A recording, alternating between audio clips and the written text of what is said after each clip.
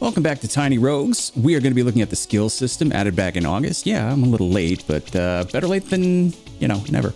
We're going to give a general ranking for each tier 1 character skill. That means all the unlocked characters around the campfire before you press tab.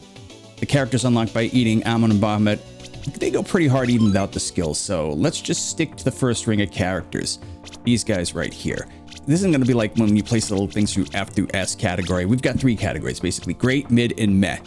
So these are the ones that we still don't have unlocked. You can see that we do have the main ring, and this is that second ring, which I told you we're not doing any of these guys. We're going to just be sticking to that first ring around the campfire.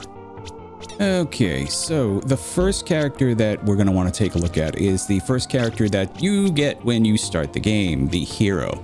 The hero is the most basic character that you can get. His skill involves planting a flag that is basically going to put your attack speed up, your companion's attack speed up for a short period of time. I'm going to put this in the mid category. Used it a couple times. It's not great. This is the thief. Steal something from a selected target. It's another mid one. You get some gold or you get maybe an item or 2 here or there, but it's not really going to affect the fights. It's not really going to help you to get through any of the bosses. So both of those I'd put squarely in mid. This is the only one that I have in the WTF category. Basically, when you use this guy's skill, he teleports to a random tavern. I guess that could be useful, but when we're using these skills, we're usually looking for something that's going to get us some traction in a fight. All right, the warrior has a circle that they make around them, which inflicts bleed. And if the target's already bleeding, it will tick up that bleed. So they get slashing damage, bleed, and if the bleed is there, more and more and more bleed. This is in the mid category. I would put mid maybe up to higher category. It's actually not that bad. The wizard has a pretty good one. It creates a circle on the ground that grants you damage buff while you stand in it. You can do this multiple times, but the circle moves. So you can't have 3 circles on the ground at the same time. You can have 1 circle on the ground, but if you move and you're in a different spot, you can place another circle down and it works just as well. This I would put in the relatively useful category. So this is pretty good. I've used it in fights and it's gotten me through. This is the Bandit. Oh yeah, his is terrible. This is definitely in the meh category. The smoke grenade does barely anything. This is inflict permanent charm. Oh, this is a great one. The bard inflicts a permanent charm on one of the enemies, which basically makes that enemy just get melted super quick. Great on bosses. Not super great in a room full of enemies, but definitely a boss killer if you want to. The Cleric, this is my favorite one. Huge amount of damage. You could take a boss down with 2 of these in some circumstances, and you could definitely use it to take a boss down in 3 of these. If you get 3 stars, keep getting yourself mana stars on this and just loading up. One of my favorites. Plus, the Cleric has the reses, which is all important. I think Cleric's the best class in the game, actually. All right. This one, the Jinx. I haven't figured this out yet if this is any good or not. I'm not sure if it does anything. I've used it and it seems to help, but maybe I just had good weapons. I don't know. I might have to do some more testing, but I'll put that in the mid category.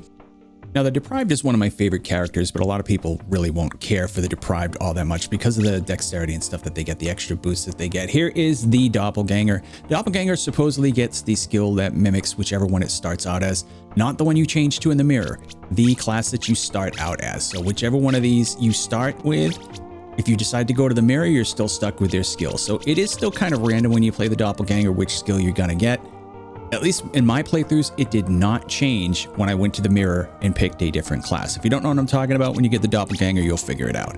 All right, here we have the Gunslinger. One of the best ones, second only to the Cleric. You unload a huge round of bullets onto one target. Great for bosses. Not super great for big rooms of critters, but this will win you most boss fights almost instantaneously, especially if you can get 3 mana stars. Highly, highly recommended. All right, and we have here the Knight. Yeah, you deal striking damage in a cone and you knock some projectiles down. This is probably meh to maybe even mid. This one, you parry. This one's not bad. This would be mid. You parry and you send the projectile back and do some physical damage when you do it. It does actually do a lot of physical damage if you do it correctly. Hard to pull off, but still a decent one. The Pyromancer. Amazing skill, just as good as the Cleric, probably. You make this big wall of fire, which will sit on somebody and just keep taking damage on them. It's great in rooms of enemies, plus also great in a boss fight. Highly, highly, highly recommended. Great class to play. Second only to Cleric, I would say. All right, the Ranger. This one's really good for clearing out rooms full of enemies. Plus, if you get up close to a boss, you can do a hefty amount of damage. This is in the good class. Fits right in there with the Gunslinger, the Ranger, and the Pyromancer. Those, so far, those four are the ones that I consider to be the highest class skills. Santa, yeah, well, you know, Santa. All right, the Soldier. This is one that we can use to arrest characters. Basically, put a debuff on them and remove any of the enchantment modifiers that they have. This works pretty well. It's just a step down from the damage dealing ones like the Cleric and the Pyromancer. And we have the Sorcerer. It emits a Nova Frost. This thing puts a really, really big frost circle around itself.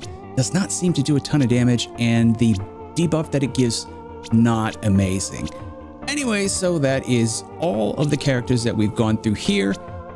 We can see that there's quite a few that have some middle of the road ones. There's only a few that have really good ones, and then there's a couple that it's just like, yeah, you just pretty much need to stay away from. To put it one way, anything that teleports you to a different room or does not provide a debuff or direct damage to enemies, you just kind of want to avoid as far as picking it early on, unless you need to get that character for a certain unlock or whatever.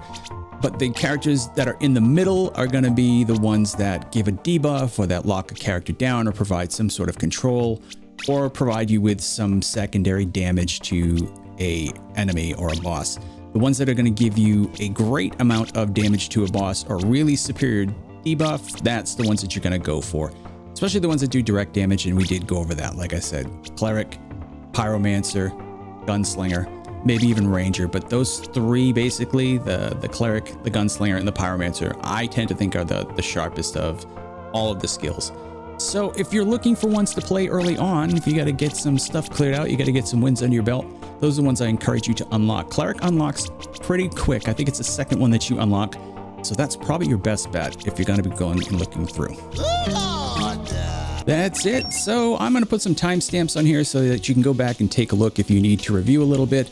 But I do appreciate y'all hanging out with me today. Don't forget to like and subscribe. And hey, YouTube, I'm leaving, so I guess you're up. So that's how they're growing so fast.